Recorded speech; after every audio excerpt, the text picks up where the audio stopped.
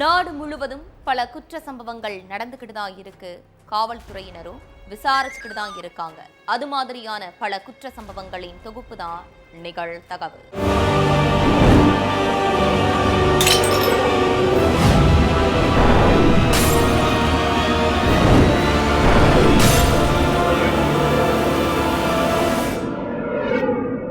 நிகழ்தகவு. நீண்ட நேரமாக திறந்து கிடந்த கதவு.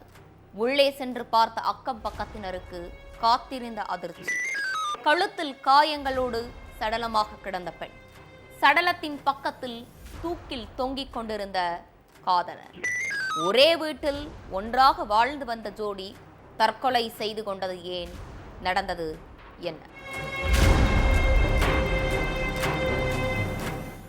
அதிகாலை நேரம். கிராம மக்கள் ஒரு சிலர் தங்களோட வீட்டு வாசல்ல கோலம் போட்டுட்டு இருந்தாங்க. அப்போ லலிதாங்கிற பொண்ணோட வீட்டு கதவு ரொம்ப நேரம் திறந்தே கிடந்திருக்கு. கதவை திறந்து போட்டு இவங்க என்ன பண்றாங்கன்னு பார்க்க அக்கம் பக்கத்து வீட்டுக்காரங்க லலிதாவோட வீட்டுக்கு போயிருக்காங்க. அங்க லலிதா கழுத்துல காயங்களோட பேச்சு மூச்சு இல்லாம உயிரிழந்து கிடந்திருக்காங்க. சடலத்துக்கு பக்கத்துல லலிதாவோட காதலன் நாராயணா தூக்குல பிணமா தொங்கி இருக்கார். இந்த விஷயத்தை கேள்விப்பட்டு ஸ்பாட்டுக்கு வந்த போலீஸ் 2 பேரோட சடலங்களை மீட்டு போஸ்ட்மார்ட்டத்துக்கு அனுப்பி வச்சாங்க. அடுத்து உயிரிழந்தவங்க யாரு, இவங்க எப்படி உயிரிழந்தாங்கன்னு அக்கம் பக்கத்துல உள்ளவங்க கிட்ட கேட்டிருக்காங்க போலீஸ். அதுக்கடுத்து நாராயணா லலிதாவோட சொந்தக்காரங்க கிட்டையும் விசாரணையில இறங்கி இருக்காங்க. கர்நாடகா பெங்களூருவில் உள்ள ராஜகோபால் நகர் பகுதியைச் சேர்ந்த நாராயணா ஒரு பிரைவேட் கம்பெனியில வேலை பார்த்துட்டு இருந்தார். மனைவியோடு ஏற்பட்ட கருத்து வேறுபாட்டால நாராயணா மனைவியை பிரிஞ்சு தனியா வாழ்ந்துட்டு இருந்தார். இதுக்கிடையில நாராயணா தன்னோட கம்பெனியில வேலை பார்த்துட்டு இருந்த லலிதாங்கிற பொண்ணோட பழகி இருக்கார். ஆரம்பத்துல நட்பா பேசி பழக ஆரம்பிச்ச 2 பேரும் போன் நம்பரை பரிமாறிக்கிட்டு தங்களோட காதலை வளர்க்க ஆரம்பிச்சிருக்காங்க. அதுக்கடுத்து 2 பேரும் கல்யாணம் பண்ணிக்காமலேயே இந்திரா பிரியதர்ஷினி நகர்ல உள்ள ஒரு வாடகை வீட்டுல ஒன்னா வசிக்க ஆரம்பிச்சாங்க. 2 பேரோட வாழ்க்கையும் அடுத்த கொஞ்ச நாட்கள் மட்டும் நல்லபடியா போயிட்டு இருந்திருக்கு. நாராயணா வேலைக்கு போனதுக்கு அப்புறம் லலிதா செல்போனுக்கு ரொம்ப அடிக்ட் ஆகியிருக்காங்க.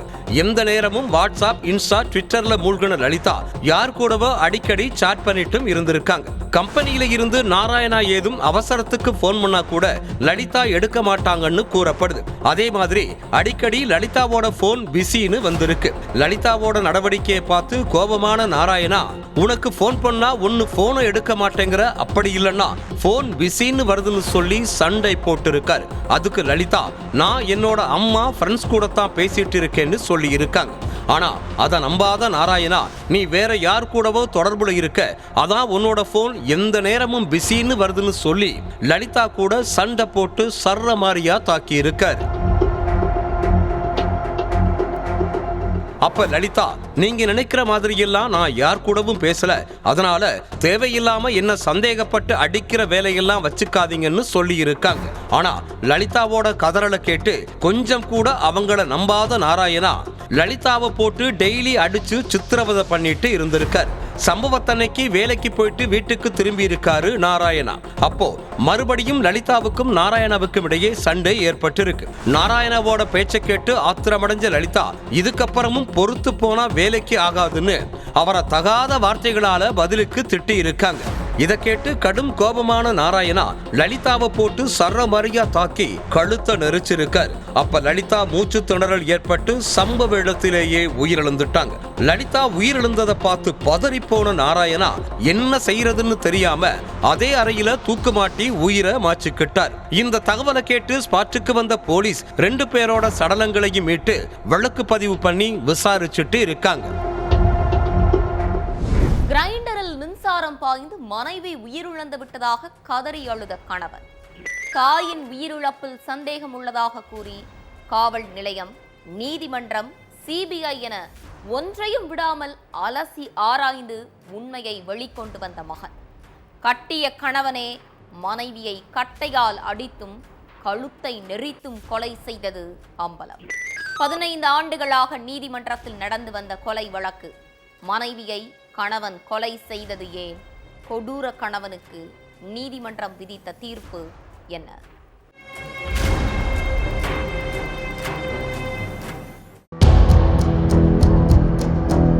கிரைண்டர்ல மின்சாரம் பாஞ்சு அந்த கிரைண்டர் கல்ல மனைவி சின்ன பொண்ணு தொட்டதால உயிரிழந்துட்டாங்கன்னு அழுது ஊரையே கூட்டியிருக்காரு கணவர் ராமச்சந்திரன்.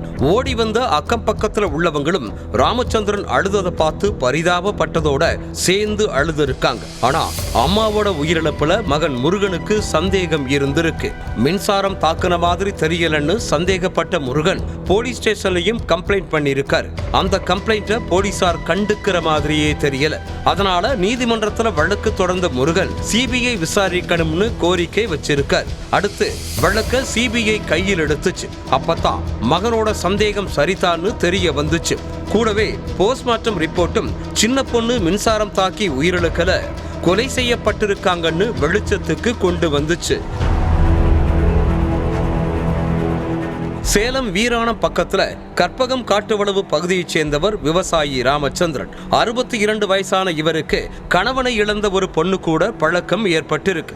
அதான் உறவினர்கள் மூலமா கேள்விப்பட்டிருக்காங்க ராமச்சந்திரனோட மனைவி சின்ன பொண்ணு. அதுக்கு பிறகு கணவனுக்கே தெரியாம சைலண்டா அவரை கண்காணிக்க ஆரம்பிச்சிருக்காங்க. அதுல உறவினர்கள் சொன்னது உண்மைதான் அப்படிங்கிறது தெரிய வந்திருக்கு. அதனால கணவன் கிட்ட சண்டை போட்டிருக்காங்க சின்ன பொண்ணு. அப்போ அந்த பொண்ணுக்கு கணவனும் இல்ல, சொல்லிக்க சொந்த பந்தமும் இல்ல. அதனால கடைசி வரை நான் தான் பாத்துக்க போறேன்னு சொல்லி இருக்காரு ராமச்சந்திரன். அதுக்கு தோளுக்கு மேல வளர்ந்த மகன் இருக்கான். அவனுக்கு கல்யாணம் பண்ணி பேரன் பேத்திய பார்க்க வேண்டிய வயசுல ரெண்டாவதா ஒரு பொண்ணு கூட வாழ போறேன்னு சொன்னா ஊரு மதிக்குமான்னு கத்துன சின்ன பொண்ணு கணவனை கண்டிச்சிருக்காங்க.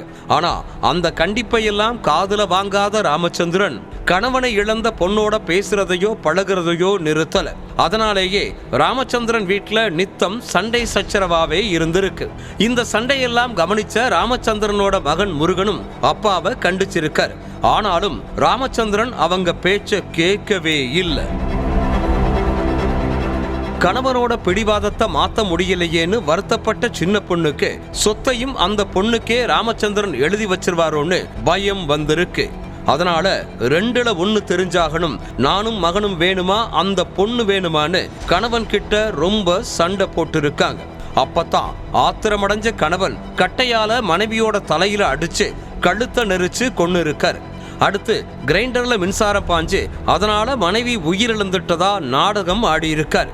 ஆனா ஏற்கனவே அப்பாவுக்கும் அம்மாவுக்கும் நடக்கிற சண்டையை பத்தி மகனுக்கு தெரியுங்கிறதால ராமச்சந்திரன் மேல முருகனுக்கு சந்தேகம் வந்திருக்கு. அதனால போலீஸ் கம்ப்ளைண்ட், நீதிமன்றம், சிபிஐன்னு எல்லாத்தையும் நாடி உண்மையை வெளியே கொண்டு வந்துட்டார். அதே மாதிரி போஸ்ட்மார்ட்டம் ரிப்போர்ட்டும் சின்ன பொண்ணு கொலை செய்யப்பட்டிருக்கிறதா தான் வந்திருக்கு. இந்த சம்பவம் நடந்தது 2010. கடந்த 15 வருஷமா சேலம் மகிழா கோர்ட்ல இந்த கொலை வழக்கு நடந்துட்டு இருந்தது. இப்போ இந்த வழக்க விசாரிச்ச நீதிபதி ராமச்சந்திரனுக்கு ஆயுள் தண்டனை விதிச்சு உத்தரவிட்டிருக்கார். நண்பர்களுடன் சேர்ந்து ரேஷன் அரிசி கடத்தல் தொழில் செய்து வந்த அதிமுக முன்னாள் கவுன்சிலர் நண்பர்களுக்கிடையே திடீரென ஏற்பட்ட மனக்கசப்பால் அரங்கேறிய கொலை. பாலத்திற்கு அடியில் தலையில் பலத்த காயங்களுடன் இரத்த வெள்ளத்தில் கிடந்த ஆண் சடலம். செல்போன் சிக்னலை வைத்து கொலையாளிகளை கைது செய்த போலீஸ். 52 வயது மதிக்கத்தக்க நபர் கொலை செய்யப்பட்டது எப்படி, நடந்தது என்ன?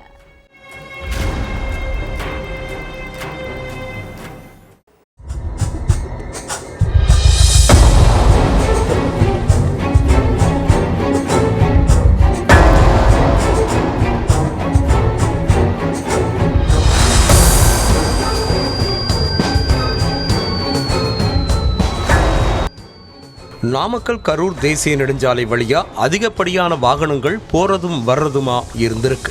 அப்போ அங்குள்ள ஒரு பாலத்துக்கு கீழே தலையில பலத்த காயங்களோட ரத்த வெள்ளத்துல ஆண் சடலம் ஒண்ணு கிடந்திருக்கு. இதை பார்த்து அதிர்ச்சியடைந்த வாகன ஓட்டிகள் உடனடியா போலீஸுக்கு போன் பண்ணி தகவலை சொல்லி இருக்காங்க. சம்பவ இடத்துக்கு வந்த போலீஸ் சடலத்தை மீட்டு போஸ்ட்மார்ட்டத்துக்கு அனுப்பி வச்சுட்டு ஆக்சிடென்ட் கேஸ் ஃபைல் பண்ணி விசாரிக்க ஆரம்பிச்சாங்க. ஆனா மறுநாள் வெளியான போஸ்ட்மார்ட்டம் ரிப்போர்ட்ல உடல் ஃபுல்லா காயங்கள் இருந்ததாகவும் அவரை யாரோ அடிச்சு கொலை செஞ்சதாகவும் குறிப்பிட்டிருந்துச்சு. இதனால இத கொலை வழக்கா ஃபைல் பண்ண போலீஸ் கொலையானவர் யாருன்னு தெரிஞ்சுக்க விசாரணையில இறங்குனாங்க. அதுலதான் உயிரிழந்தவர் ராசிபுரத்தை சேர்ந்த லோகநாதன்னு தெரிய வந்துச்சு. அதுக்கடுத்து லோகநாதனை கொலை செஞ்சவங்க எந்த வழியா தப்பிச்சு போனாங்கன்னு கண்டுபிடிக்க போலீஸ் அந்த ஏரியாவில் உள்ள மொத்த சிசிடிவி காட்சிகளை ஆய்வு செஞ்சாங்க. ஆனா அதுல எந்த ஒரு தகவலும் கிடைக்கல. அதுக்கடுத்து அங்கிருந்த லோகநாதனோட செல்போனை கைப்பற்றின போலீஸ் அவரோட செல்போன் சிக்னலை வச்சு லோகநாதன் பயணிச்ச வழித்தடங்களை ஆய்வு செஞ்சாங்க. அப்ப லோகநாதன் பயணிச்ச அதே நேரத்துல வைரமுத்து சரவணன்கிற 2 பேரோட செல்போன் சிக்னலும் பதிவாகி இருந்திருக்கு. இதனால அந்த 2 பேரையும் தேடுற நடவடிக்கையில இறங்குனாங்க போலீஸ். அப்போ வைரமுத்துவும் சரவணனும் ராசிபுரத்துல ஒரு கல்யாண வீட்டுல இருக்கிறத தெரிஞ்சுக்கிட்ட போலீஸ் உடனே சம்பவ இடத்துக்கு கிளம்பி போயிருக்காங்க. ஆனா இத முன்கூட்டியே தெரிஞ்சுக்கிட்ட வைரமுத்துவும் சரவணனும் ராசிபுரம் VAO முன்னிலையில சரணடைஞ்சு நாங்க தான் லோகநாதனை கொலை செஞ்சோம்னு வாக்குமூலம் அளிச்சிருக்காங்க. அதுக்கடுத்து அவங்க 2 பேரையும் கஸ்டடியில எடுத்த போலீஸ் விசாரிக்க ஆரம்பிச்சாங்க. நாமக்கல் அருகே உள்ள ராசிபுரம் கோனேரிப்பட்டியைச் சேர்ந்த லோகநாதன், விஜி, அதிமுக முன்னாள் கவுன்சிலர் சரவணன் எல்லோரும் க்ளோஸ் ஃப்ரெண்ட்ஸ்னு சொல்லப்படுது. இந்த கும்பல் இல்லீகலான முறையில கட்ட பஞ்சாயத்து, அடிதடி, ரேஷன் அரிசி கடத்தல் பல பிசினஸ்களை பண்ணி பணம் சம்பாதிச்சுட்டு இருந்திருக்காங்க. அரிசி கடத்தல் பிசினஸ்ல இந்த கும்பல் கூட அனிதாங்கிற பொண்ணும் சேர்ந்து தொழில் பண்ணிட்டு இருந்திருக்காங்க. அப்பத்தான் லோகநாதனுக்கும் அனிதாவுக்கும் பழக்கம் ஏற்பட்டு கள்ளக்காதலா மாறி இருக்கு. அனிதாவுக்கு ஏற்கனவே கல்யாணமாகி செந்தில்ங்கிற கணவன் இருக்கார். ஆனா கணவனை துளியளவு கூட மதிக்காத அனிதா லோகநாதன் கூட ஊர் சுத்திக்கிட்டும் ரேஷன் அரிசி கடத்தல் பிசினஸும் பண்ணிக்கிட்டும் இருந்திருக்காங்க. இதுக்கிடையில லோகநாதனுக்கு உடல்நிலை சரியில்லாம போயிருக்கு. அதனால லோகநாதன் தன்னோட எல்லா பொறுப்பையும் நண்பர் சரவணன் கிட்ட ஒப்படைச்சிருக்கார். சரவணன் கிட்ட பிசினஸ் கைமாறினதால லோகநாதன் கிட்ட பேச்ச குறைச்சுக்கிட்ட அனிதா சரவணன் கூட நெருங்கி பழக ஆரம்பிச்சிருக்காங்க. இந்த விஷயத்தை கேள்விப்பட்ட லோகநாதன் காதலி அனிதாவை கண்டிச்சிருக்கார். உன்னை நான் ராணி மாதிரி பார்த்துக்கிட்டேன், உனக்காக அதிக பணத்தை செலவு பண்ணியிருக்கேன், ஆனா நீ சரவணன் கூட பழகிட்டு இருக்க, சரவணன் கூட நீ பேசுறது எனக்கு சுத்தமா பிடிக்கல, அதனால அவன் கூட பேசுறத நிறுத்திக்கோன்னு சொல்லி இருக்கார். இதை கேட்டு கடுப்பான அனிதா சரவணன் கூட பேசாமலும் அவர் போன் பண்ணா எடுக்காமலும் இருந்திருக்காங்க. அனிதாவோட நடவடிக்கையை பார்த்து கோபமான சரவணன் நேரா அவங்க வீட்டுக்கு போயிருக்கார். எதுக்கு என் கூட பேச மாட்டேங்கிற, ஏன் என்னோட போனை அட்டென்ட் பண்ண மாட்டேங்கிறன்னு கேட்டிருக்காரு சரவணன். அதுக்கு அனிதா லோகநாதனுக்கு நம்ம பழகுற விஷயம் தெரிஞ்சிருச்சு, இனி அவனை விட்டு வச்சா நம்மள நிம்மதியா வாழ விட மாட்டான்னு சொல்லி அழுது இருக்காங்க. அனிதா அழுததை பார்த்து கொதிச்சு போன சரவணன் லோகநாதனை கொலை பண்ண திட்டம் போட்டிருக்கார். அதுக்காக தன்னோட நண்பர் வைரமுத்துவோட சேர்ந்து பக்காவா ஸ்கெட்ச் போட்டிருக்காரு சரவணன். சம்பவத்தன்னைக்கு ராசிபுரத்துல சரவணனோட மகளுக்கு கல்யாணம் நடக்க இருந்துச்சு. அப்போ லோகநாதனுக்கு போன் பண்ண சரவணன் மகள் கல்யாண நிகழ்ச்சிக்காக சரக்கு பாற்றி வச்சிருக்கேன்னு சொல்லி கூப்பிட்டு இருக்காரு.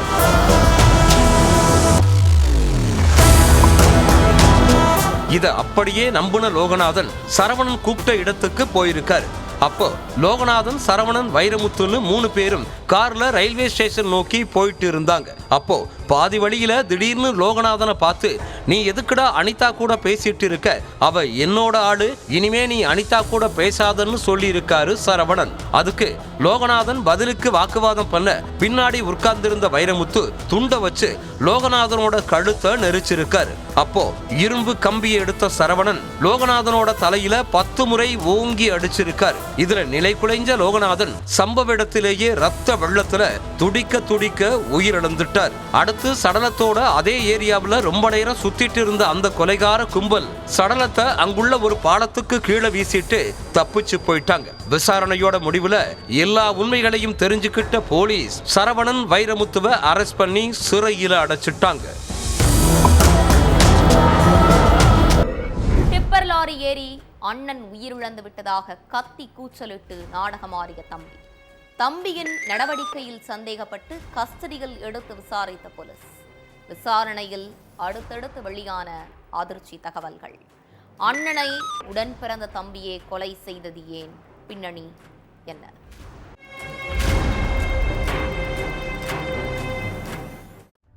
இரவு 10 மணி. கரீம்நகர் மக்கள் தங்களோட வீடுகள்ல தூங்கிட்டு இருந்திருக்காங்க. அப்போ திடீர்னு நரேஷ்ங்கிற நபர் கத்தி கூச்சலிட்டு ஓடி வந்திருக்கார்.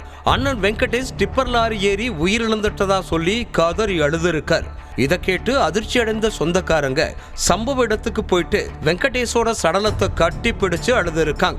இந்த விஷயத்தை கேட்டு ஸ்பாட்டுக்கு வந்த போலீஸ் சடலத்தை மீட்டு போஸ்ட்மார்ட்டத்துக்கு அனுப்பி வச்சுட்டு கொலை நடந்த ஸ்பாட்ல இருந்த வெங்கடேஷோட தம்பி நரேஷ், டிப்பர் லாரி ஓட்டுநர் பிரதீப், நண்பர் ராகேஷ்னு எல்லாருக்கிட்டையும் தனித்தனியா விசாரிச்சிருக்காங்க.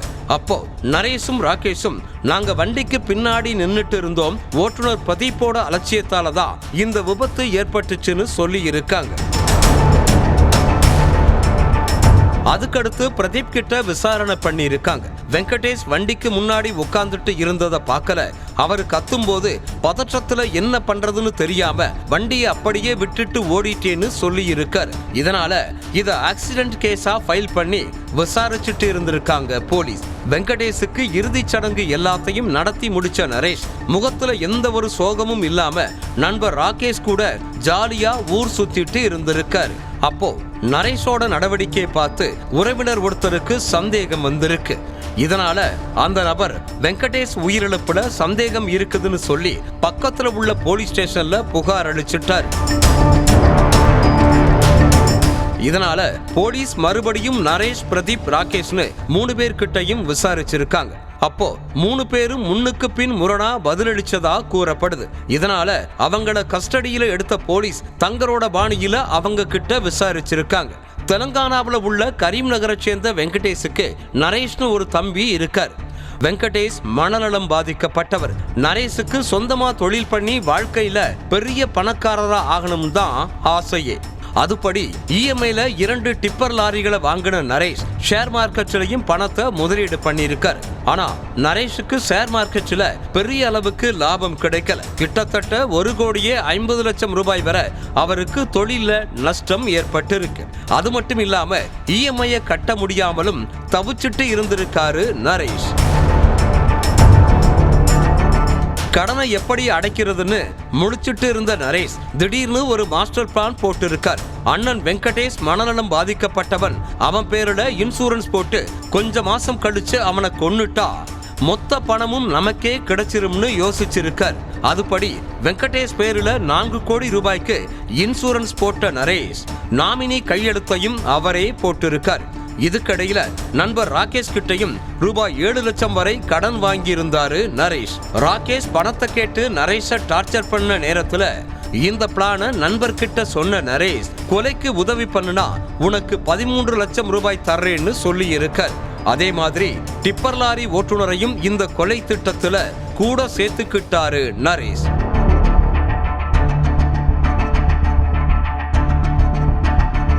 சம்பவத்தன்னைக்கு இவங்க பிளான் படி வெங்கடேஷுக்கு போன் பண்ண பிரதீப், டிப்பர் லாரி ரிப்பேர் ஆயிருக்கு, உடனே ஜாக்கியை எடுத்துட்டு வான்னு சொல்லி இருக்காரு.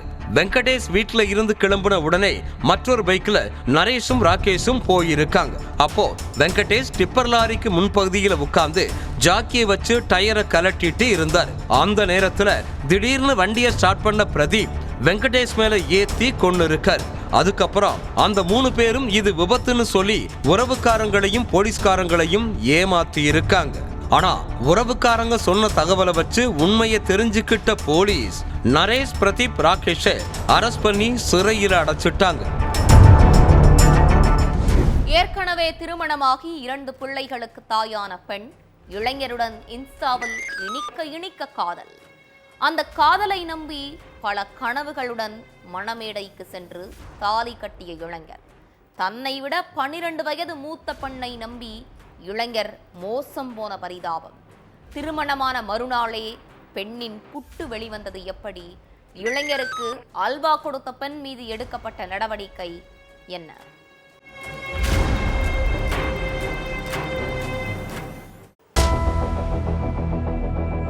கல்யாணமாகி 3 நாள் தான் ஆகுது. அப்படிங்கறதால வீட்டுல சொந்த பந்தங்கள் நிறைய பேர் இருந்திருக்காங்க. வீட்டுக்கு முன்னால கட்டியிருந்த வாழைமரம் முதற்கொண்டு அப்படியே தான் இருந்திருக்கு. புது மாப்பிள்ளையும் புது பொண்ணும் சொந்த பந்தங்களோட மகிழ்ச்சியா இருந்திருக்காங்க.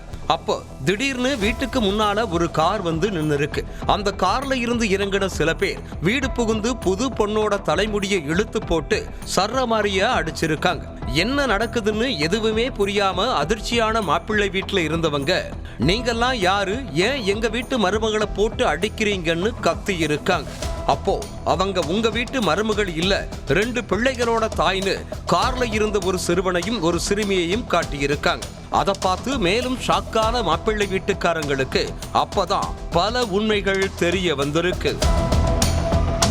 நாமக்கல் பரமத்தி வேலூர் பக்கத்துல உள்ள பாண்டமங்கலத்தைச் சேர்ந்த 34 வயசான இளைஞர் ஸ்ரீதர் பெங்களூருல உள்ள ஒரு ஐடி கம்பெனியில வேலை பார்த்துட்டு இருக்காரு. அதே மாதிரி நெல்லை அம்பாசமுத்திரம் பக்கத்துல உள்ள சிவந்திபுரத்தை சேர்ந்த மகாஸ்ரீ சென்னையில உள்ள ஒரு ஐடி கம்பெனியில வேலை பார்த்துட்டு இருக்காங்க. இவங்க 2 பேருக்கும் 1 வருஷத்துக்கு முன்னால இன்ஸ்டாகிராம்ல நட்பு ஏற்பட்டு இருக்கு. 2 பேருமே ஐடி துறையில வேலை பார்க்கறதால அது சம்பந்தமா பேச ஆரம்பிச்சு ஒரு கட்டத்துல காதலிக்க ஆரம்பிச்சாங்க. அடிக்கடி நேர்ல சந்திச்சும் உறவை வளர்த்திருக்காங்க. இதுக்கு மத்தியில ஸ்ரீதருக்கு வீட்டுல கல்யாண பேச்சு ஆரம்பிச்சிருக்காங்க. அப்போ தான் மகாஸ்ரீய காதலிக்கிறதாகவும் அவங்கள தான் கல்யாணம் பண்ணிப்பேனும் சொல்லி இருக்காரு ஸ்ரீதர். மகாஸ்ரீய நேர்ல பார்த்த இளைஞரோட பெற்றோர் அந்த பொண்ணுக்கு வயசு அதிகமா இருக்கிற மாதிரி தெரியுது, வேண்டாம்னு சொல்லி இருக்காங்க. அப்போ வயசெல்லாம் கம்மிதான், நைட் ஷிஃப்ட் வேலை பார்த்ததால உடல் எடை கூடியிருக்குன்னு கதை விட்டு இருக்காங்க மகாஸ்ரீ. ஆனாலும் ஸ்ரீதரோட பெற்றோருக்கு மகாஸ்ரீய வீட்டு மருமகளா ஏத்துக்க விருப்பம் இல்ல. ஆனா ஸ்ரீதர் ஒத்த கால்ல நின்னதால வேறு வழி இல்லாம 3 நாளைக்கு முன்னால பாண்டமங்கலம் ஸ்ரீ காசி விஸ்வநாதர் கோவில்ல வச்சு 2 பேருக்கும் கல்யாணம் பண்ணி வச்சிருக்காங்க. அதுக்கு பிறகு பொத்தனூர் டவுன் பஞ்சாயத்துக்கு சொந்தமான சமுதாய நலக்கூடத்துல ரிசப்ஷனும் நடந்திருக்கு. ஆனா பொண்ணு வீட்டுல இருந்து 4 பேர் தலை கூட தெரியல. கல்யாணத்துல அவங்களுக்கும் விருப்பம் இல்ல, வசதி வாய்ப்புல சரிசமமா இல்லைன்னு வருத்தப்படுறதா அதுக்கும் பெரிய புருடா விட்டு இருக்காங்க மகாஸ்ரீ. 1000 பொய் சொல்லி ஒரு கல்யாணம் பண்ணலாம்னு பெரியவங்க சொன்னதை தனக்கு ஏத்தபடி மாத்தி பொய்க்கு மேல பொய் சொல்லி ஸ்ரீதரை கல்யாணம் பண்ணின மகாஸ்ரீ 2 நாள் அவரோட இல்லற வாழ்க்கையும் வாழ்ந்திருக்காங்க. ஆனா 3ஆவது நாளே அந்த வாழ்க்கை முடிவுக்கு வந்துருச்சு. எந்த சமூக வலைதளம் மூலமா ஸ்ரீதருக்கு அல்வா கொடுத்தாங்களோ அதே சமூக வலைதளமான இன்ஸ்டாவிலேயே கல்யாண போட்டோஸ் வீடியோக்களை போஸ்ட் பண்ணியிருக்காங்க மகாஸ்ரீ. அதை பார்த்து ஷாக் ஆகி இருக்காரு மகாஸ்ரீயோட முதல் கணவர். அடுத்த கொஞ்ச நேரத்துல மகாஸ்ரீயோட 15 வயசு மகன், 13 வயசு மகள்னு சொந்த பந்தங்கள் எல்லாருமே பார்த்திருக்காங்க. மகாஸ்ரீயோட போஸ்ட்ல இருந்த கோவில் மண்டபம்னு எல்லா லொகேஷனையும் வச்சு தன்னோட மகன் மகள் உறவினர்களை அழைச்சிக்கிட்டு பாண்டமங்கலம் வந்த மகாஸ்ரீயோட முதல் கணவர் ஸ்ரீதரோட வீடு புகுந்து புது பொண்ணோட தலைமுடியை இழுத்து போட்டு அடிச்சிருக்காங்க. அப்பதான் மகாஸ்ரீக்கு 18 வருஷங்களுக்கு முன்னால கல்யாணம் ஆனதுல இருந்து 18 வயசை குறைச்சு செஞ்ச ஃப்ராடு வேலை வரைக்கும் எல்லாமே ஸ்ரீதருக்கு தெரிய வந்திருக்கு. அடுத்து மகாஸ்ரீக்கு கல்யாணத்தன்னைக்கு கழுத்துல அணிவிச்ச 5 சவரன் தாலி செயின கலற்றின ஸ்ரீதரோட பெற்றோர் கையெடுத்து கும்பிட்டு மகாஸ்ரீயை அனுப்பி வச்சிருக்காங்க. இது சம்பந்தமா பரமத்தி வேலூர் போலீசார் விசாரணை நடத்திட்டு இருக்காங்க. ஒவ்வொரு குற்றங்களின் முடிவும் சட்டத்தின் கையில். விசாரணை தொடரும். பார்க்கலாம் அடுத்த நிகழ்தகவல்.